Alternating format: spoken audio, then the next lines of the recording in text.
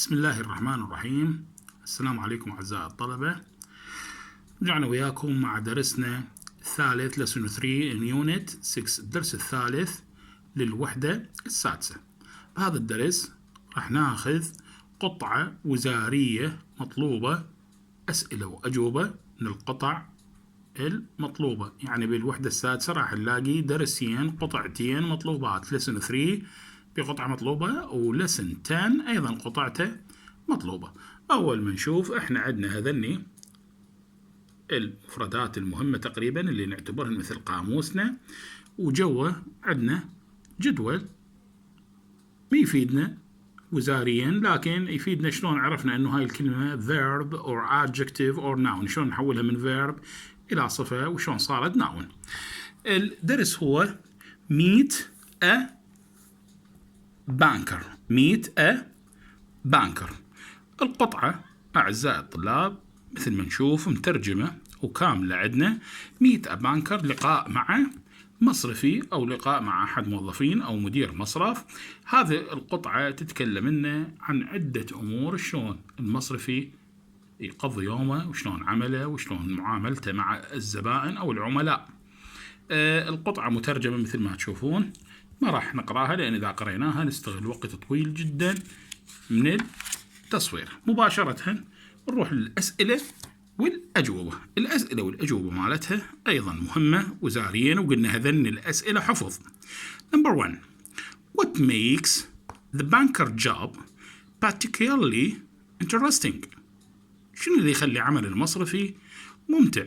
فقط أقدر أوخر كلمة what أداة السؤال وأخلي مكانها الإجابة اللي هي the variety، التنويع، وأكمل make إلى آخره. Number 2. Does the banker have a daily routine؟ عمل المصرفي هل به روتين يومي؟ يعني روتين متكرر. أحيانا بعض الأعمال أو الوظائف بها روتين يومي. يسأل هنا no he doesn't.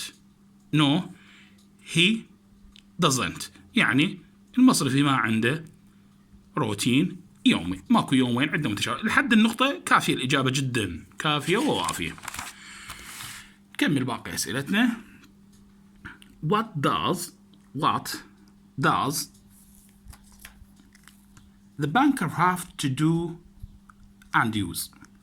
ما الذي يجب أن يفعله المصرفي أو ما الذي يجب أيضا أن يستخدمه؟ The banker has to do many different things and use a number of different skills. What do the bankers have to convince people؟ سؤال مهم جدا هذا. على شنو أو بماذا يجب أن يقنع المصرفي؟ هذا سؤال مهم جدا ويؤشر وهو جاي عندنا. الإجابة هي فقط to use the bank. to use the bank. أعزائي الطلبة اللي عنده الملزمة مالتنا ويتابع ويانا، احنا حاطيها بغير لون لأن هي فقط الإجابة 4 كلمات. How can the bankers convince people to use the bank؟ احنا كل شخص احيانا يقوم يروج للعمل مالته للبضاعة مالته حتى يجذب الآخرين. من شروط المصرفي انه كيفية اقناع او شلون يقدر يقنع العملاء او الناس حتى يخزنون او يضمون مبالغهم او فلوسهم بالمصرف. The bankers can convince people to use the bank من باي الإجابة by offering new services، بعرض خدمات جديدة by offering new services. هذا أيضا سؤال جدا مهم ووارد وهو وزاري. Number 6. How can the bank attract students؟ أيضا سؤال مهم ووزاري وإجابته بسيطة. أيضا إذا نشوف the bank can attract students by من باي الإجابة تحفظ لي عزيز الطالب by offering special students account. What do the bankers advise people about؟ شنو ينصحون المصرفين الناس؟ They advise people on the most suitable accounts for their needs. أحيانا يجي الشخص للمصرف وهو يريد يفتح حساب معين بباله. المصرف يسأله عن طبيعة عمله، عن طبيعة موارده المالية، وينصحه يقول له قد هذا النوع من الحساب ما يفيدك الحساب الآخر إلى آخره. What is another of the banker's main responsibilities؟ Another of the banker's responsibilities is to decide whether or not to give people or businesses loans. أحيانا المصرفي عنده مسؤولية رئيسية أو مسؤوليات رئيسية، من أهمها أنه أكو أشخاص يقدمون على سلف أو على قروض. يقول هو هنا يقرر يا إما يعطي القرض للشخص أو للمشروع أو ما يعطيهم. Yes, no question. Does the money simply sit in the bank? النقود احنا اللي نودعها او الناس اللي تودعها بالمصرف فقط، يعني تنوضع بالمصرف تنخزن وهذا هو. No, it doesn't. When the bank use the money people put into their accounts by giving loans. هذا اجانا فراغ مرة. When الى اخره، وطان هنا الفراغ by giving loans، باعطاء القروض. اذا النقود اللي ينضمها بالمصرف ما تنضم بشكلها او تخزن بشكل بسيط، لا، مرات تعطى لمشاريع كقروض الى اخره. Number 10. What is the banker often up to decide? مهم هذا السؤال. The banker is often up to decide whether the business is good idea or not. قرر إذا المشروع، إذا العمل فكرته جيدة أو لا. Why must the banker make suggestions sometimes? Why must the banker make suggestions sometimes? ليش يسوي المصرفي أو يعمل بعض الاقتراحات؟ Sometimes the banker must make suggestions to، من تو الإجابة، to improve their plans. يجيني أي زبون للمصرف ويطلب من عندي قرض، أنا المفروض من عندي أسمع مشروعه وبعدين أقدم اقتراحات على هذا المشروع، اقتراحات مفيدة لتطويره لكسب المال إلى آخره. Why do many people need loans? سؤال مهم، ليش الناس تحتاج إلى قروض؟ Many people need loans. الإجابة من for a special projects such as buying a car or a house. مشاريع هواية عندها الناس، لكن هسه نشوف أكثر مشاريع شبابنا اللي يبدون عملهم أو إلى آخره هو شراء سيارة أو منزل. Why does the bank lend money to people? ليش المصرف يقرض الناس فلوس؟ The bank lends money to people to، من تو الإجابة، to start their own business، حتى يبدون عملهم أو مشروعهم الخاص. What is the difficult part of the banker's job? Why؟ سؤالين هنا عندنا منطق واحد، وهذا جدا مهم السؤال. The difficult part of the banker's job is، من is الإجابة، when he can't always approve a loan. لحد الكوما انتهى شقنا الأول من الجواب، راح نبدي بالواي الدور بعد الكوما. Why؟ as he doesn't like to disappoint his clients. يعني إذا ما يقدر يعطي القرض لأي شخص، هو راح يكون شلون عنده مثل خيبة الأمل أو مثل الزعل، لأن ما يريد يخيب أمل العملاء. 15. How can banks help large companies? شلون يساعد المصرف أو المصارف الشركات الكبيرة؟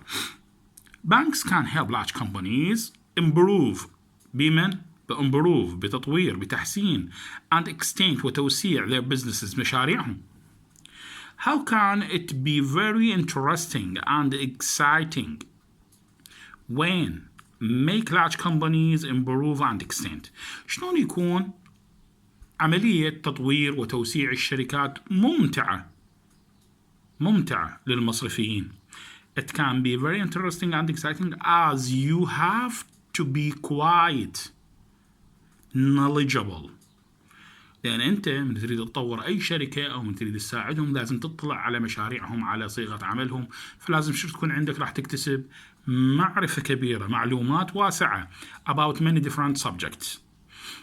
How is it very satisfying to the banker؟ شلون راح يكون العمل مرضي للمصرف؟ وهذا سؤال أيضا مهم.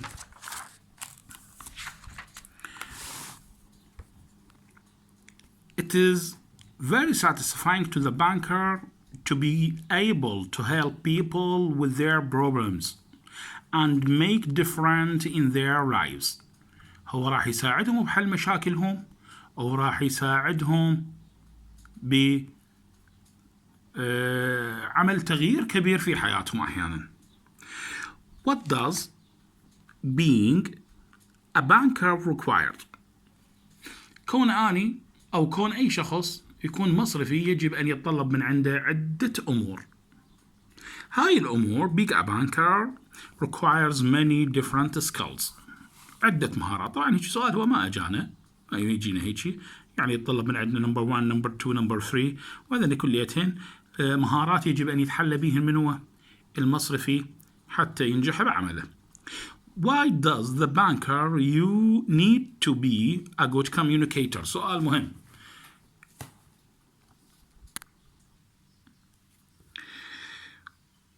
Why does the banker need to be a good communicator? Because the clients لأن العملاء والزبائن need information about many different things. يحتاجون إلى معلومات حول العديد من الأشياء المختلفة. Some of them وبعض هذه الأشياء quite complex, very complex جدا صعبة جدا معقدة. What does the banker need to؟ ما الذي يحتاجه المصرفي أو يجب على المصرفي know يعلم when a client. What does the banker need to know when a client wants a loan to buy a house? When a client wants a loan to buy a house الإجابة عندنا راح تكون من بعد الكوما. The banker needs to know about the value قيمة and structure وتركيب of the house and what sort of neighborhood it is in. It is in. أعزائي خلصت عندنا الأسئلة والأجوبة. عندنا exercise A. exercise A. إذا نشوف الإكسرسايز A. Decide if these statement about the text on page. عندنا يقول قرر إذا هذه الجمل اللي متكلمة حول قطعتنا الموجودة بصفحة 56 of the student's book are true or false. Underline the part of the text that helped you find the answer. بيقول حدد لي الجملة اللي خلتك تجد الانسر الصحيح الإجابة الصحيحة. طبعا احنا ما نحتاج هذه. احنا نحتاج فقط تحفظ لي true false. Number 1 My job has a daily routine. يقول عملي كمصرفي بشنو روتين يومي. false خطأ. هاي الإجابة اللي بعد الفولس ما أحتاجها. لا تحفظ لي احفظ لي بس فقط false. We do not encourage students to open account. لا نشجع الطلبة. المصرفيين ما يشجعون الطلبة على فتح حسابات. أيضا false. 3 I have to assess معناه شنو أقدر أخمن in new businesses ideas الأعمال أفكار الأعمال. true صحيح. قرر إذا كانت هاي الفكرة صحيحة أو غير صحيحة أو مناسبة أو غير مناسبة. Sometimes I can't agree to give a loan. يقول بعض الأحيان أنا كمصرفي ما أقدر أعطي قرض. true صحيح. Bankers only need فقط يحتاج أو يجب know about financial subject يعني الأمور المالية الأمور المتعلقة بالمال. false لا خطأ. I do all my work alone. العمل بالمصرف يقول أنا أؤدي كل عمل لوحدي. أيضا false. عزيز الطالب هذا درس مهم بقطعة مهمة ووزارية قطعة lesson 3. إذا نقلب الصفحة راح نشوف إحنا هذا تمريننا اللي حليناه وكملناه بموضوع الباسيف فورم. إذا تذكروا بصفحة 74 لهنا ينتهي درسنا لهذا اليوم. نكمل وياكم إن شاء الله بدرسنا الجاي من lesson 4 وأكثر احتمال باللسن ناخذ لأن باقي الدروس كلها فقط كلاميات. مع السلامة.